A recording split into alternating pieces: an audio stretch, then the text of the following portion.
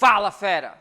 Olha a gente aqui fechando a terceira semana com um assunto mega, hiper, ultra, super importante. Trabalho e energia mecânico.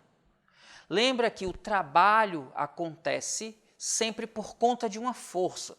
Então não é o objeto quem realiza trabalho. O objeto aplica força e a força aplicada realiza trabalho. Cuidado!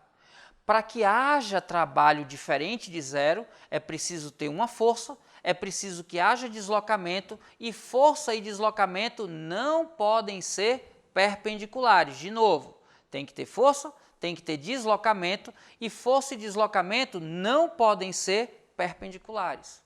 Quando a força é perpendicular ao deslocamento, o trabalho é nulo. Quando o ângulo formado entre a força e o deslocamento está entre 0 e 90, o trabalho é motor. Quando o ângulo é maior que 90 e até 180, está a partir de 90 até 180, a gente tem que ele é um trabalho resistente.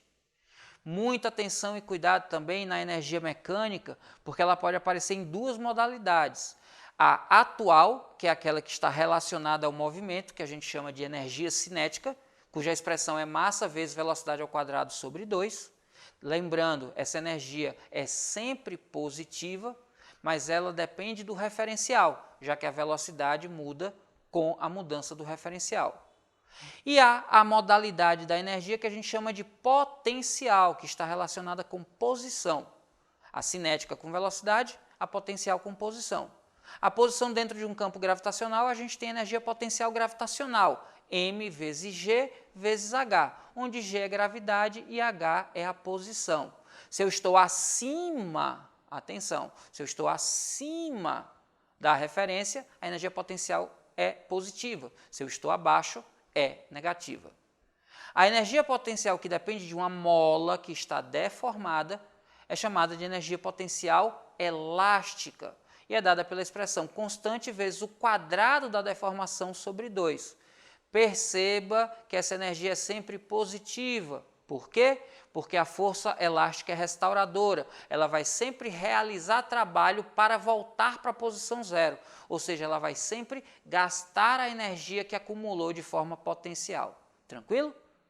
Quando o sistema é conservativo, as forças que estão agindo no problema são todas elas conservativas, ou seja, não transformam a energia mecânica em outro tipo de energia. Eu posso transformar a energia cinética em potencial, potencial em cinética, mas não tem mudança da energia mecânica. Quando o sistema é dissipativo, existe algum tipo de força, em geral uma força de resistência, como do ar, ou força de atrito, que transforma parte da energia mecânica em outra, que é normalmente calor, mas pode ser também uma turbulência ou um barulho. Se há diminuição da energia, dissipou a energia, o sistema é dissipativo. Se são desprezadas as forças dissipativas, o sistema é conservativo e a energia mecânica no início é igual à energia mecânica no final. Esse assunto é super relevante e, inclusive, existe um teorema muito importante que vai aparecer agora bem grande para você ver. É o teorema da energia cinética. O trabalho da força resultante sobre um corpo ou sistema é dado, mede, a variação da energia cinética desse corpo ou sistema. Trabalho da força resultante igual a variação da energia cinética. E uma outra expressão muito importante é que o trabalho da força de atrito, cuidado, força de atrito é uma força dissipativa, é igual à variação da energia mecânica. E essa variação é sempre menor do que zero porque a força de atrito é dissipativa. Tranquilo? Gostou? Então já manda o dedo no like e vem comigo ver algumas questões. Você vai aprender física, eu garanto.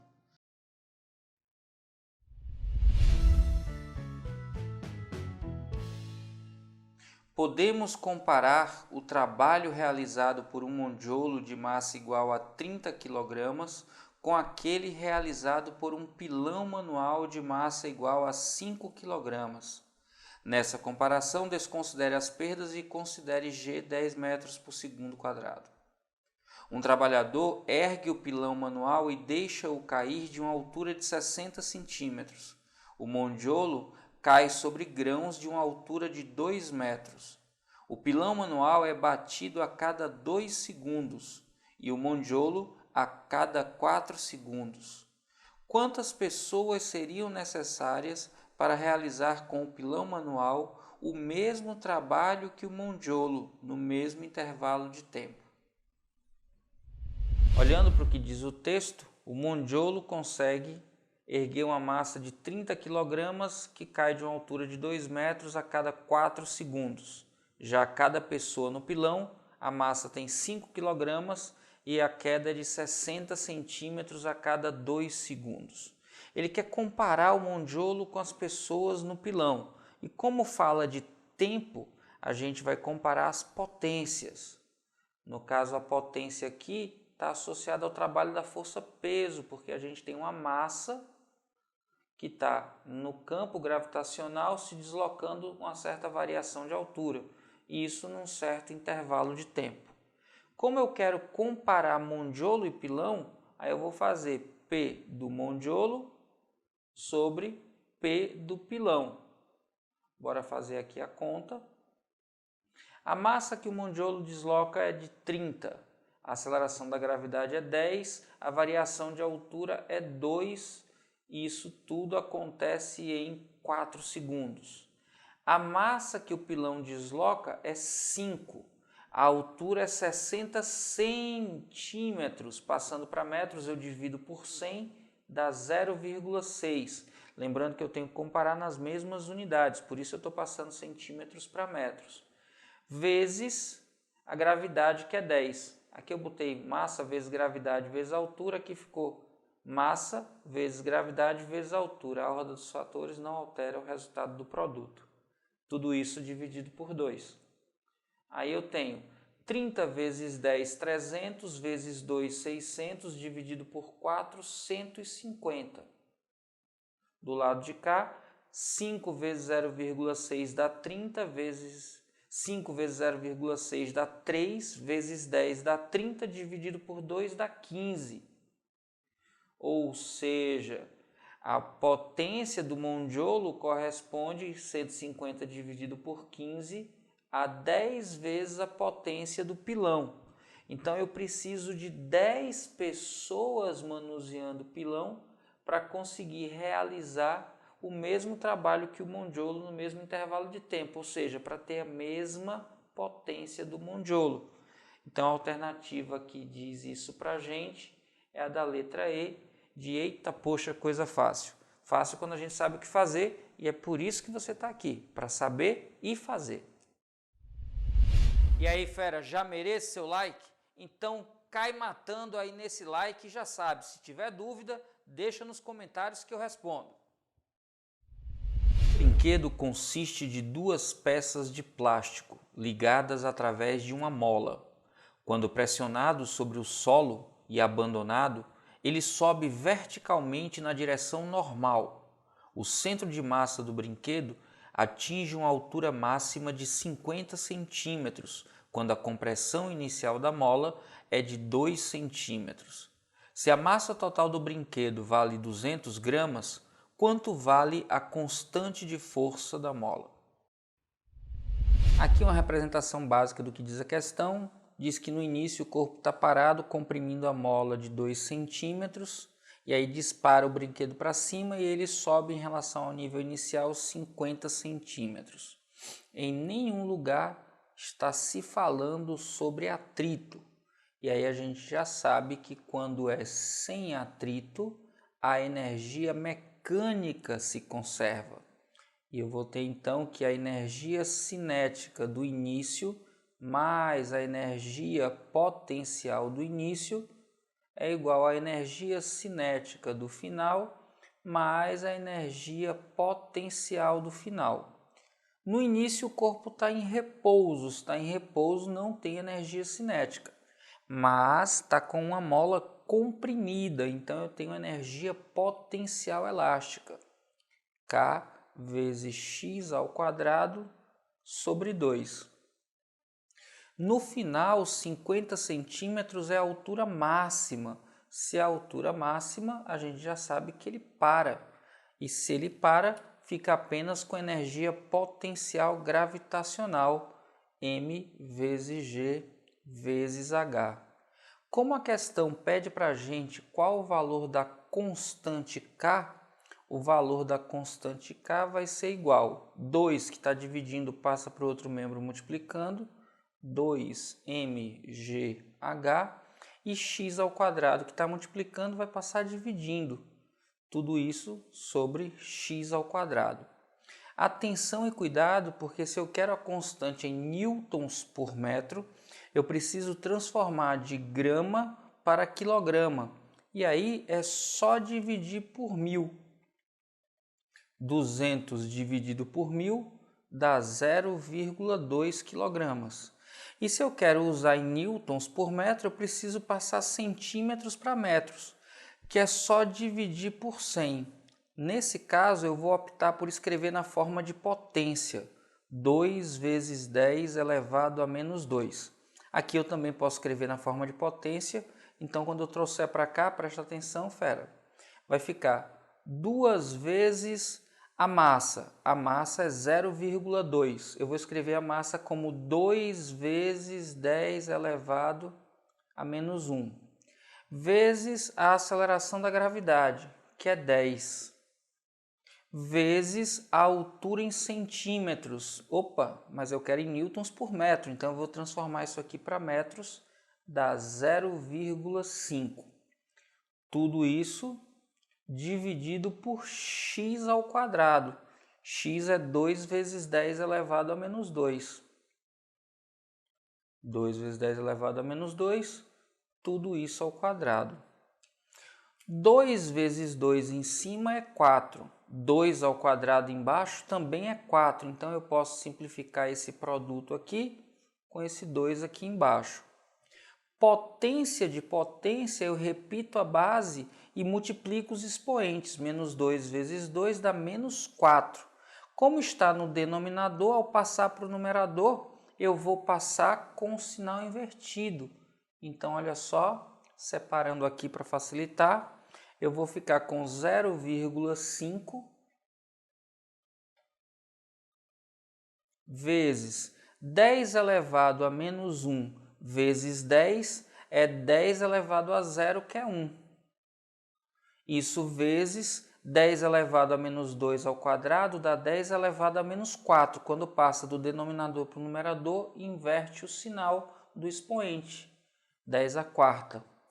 Deslocando a vírgula para escrever em notação científica, a constante K vai ser igual a 5 vezes 10 elevado. Como o coeficiente aumentou, passando de 0,5 para 5, eu vou compensar subtraindo o expoente. E eu subtraio o número de casas decimais que a vírgula se deslocou. E por isso eu vou ficar então com 5 vezes 10 à terceira, e a unidade é newton por metro. Qual é a alternativa que diz isso para a gente? A alternativa que diz isso para a gente é a da letra E, de eita poxa, coisa fácil. Tranquilo quando a gente sabe o que fazer. A gente sabia que era sem atrito, igualou as energias, substituiu e fez os cálculos. O único cuidado era com as unidades que precisavam ser transformadas. Simples assim.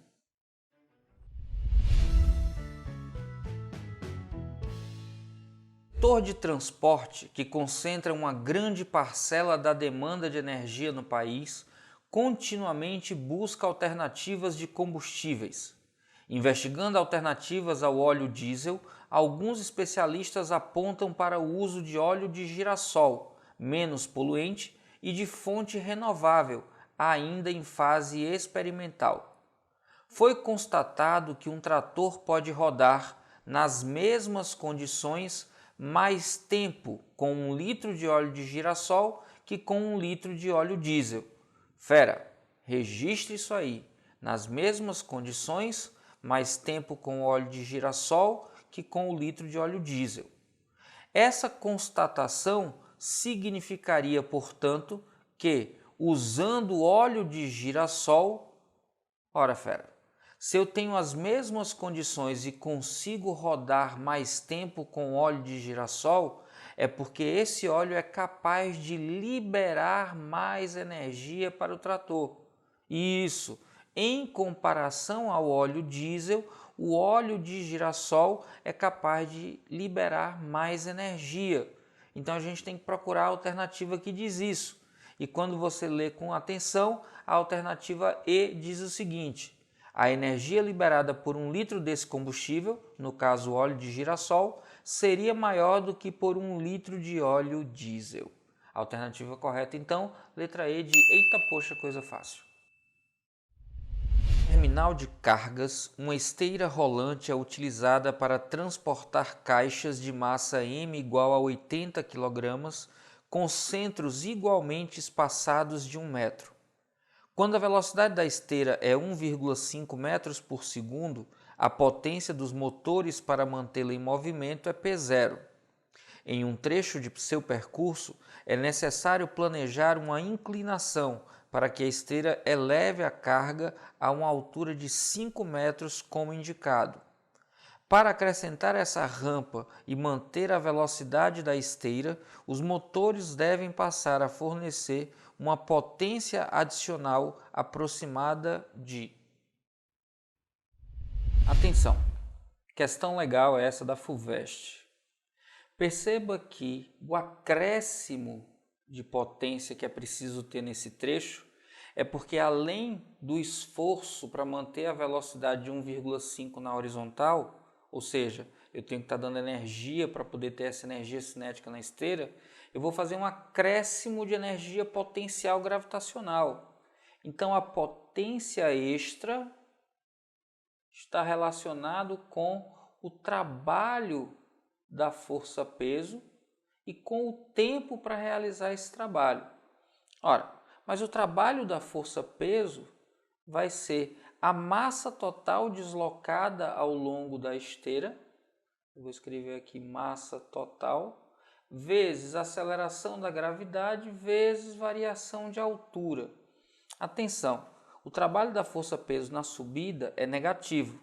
Quem está realizando um trabalho positivo é o esforço feito pela esteira, que é provocado pelo motor. Então a potência do motor aqui tem o mesmo módulo do trabalho da força-peso.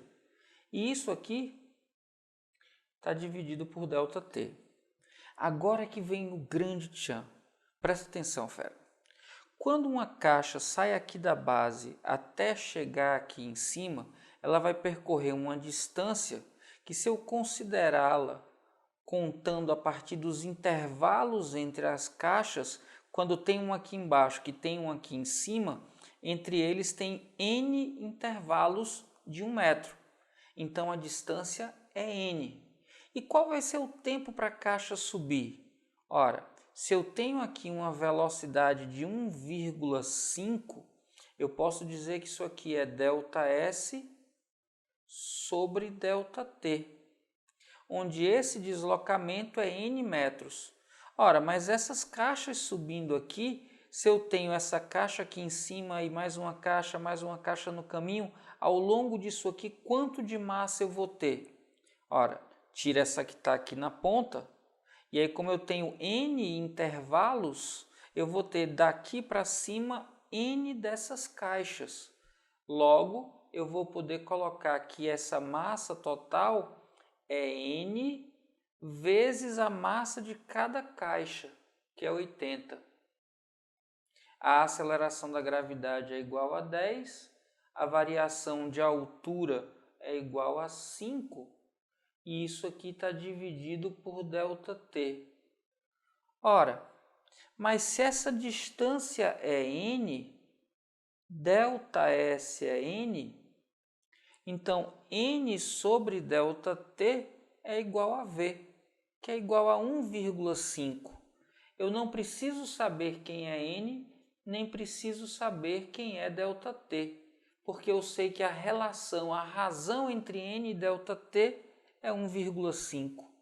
Então a potência extra que vai ser necessária para elevar essa massa total vai ser 1,5 vezes 80, que dá 120, vezes 10, que dá 1.200, vezes 5. 1.200 vezes 5, 6.000 watts. Então, a potência adicional que vai ser necessário para subir esse conjunto de caixas é de 6.000 watts. E a alternativa que diz isso para a gente é a da letra E, de eita, poxa, Ives, parecia ser muito mais complicado. Pois é, se você consegue perceber essa relação e essa segunda relação, o problema sai tranquilo.